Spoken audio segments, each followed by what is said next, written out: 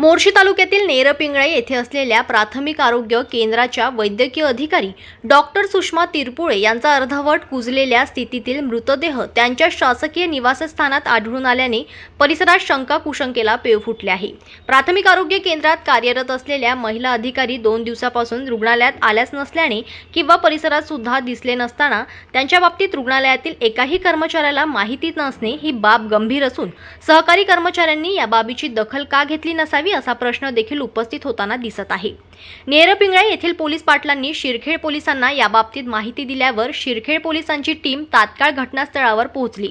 मात्र क्वार्टरचा दरवाजा आतून लागला असल्याने पोलिसांनी दरवाजा तोडून पंचनामा कारवाई करून मृतदेह उत्तरीय तपासणीकरिता उपजिल्हा रुग्णालय मोर्शी येथे पाठविण्यात आला।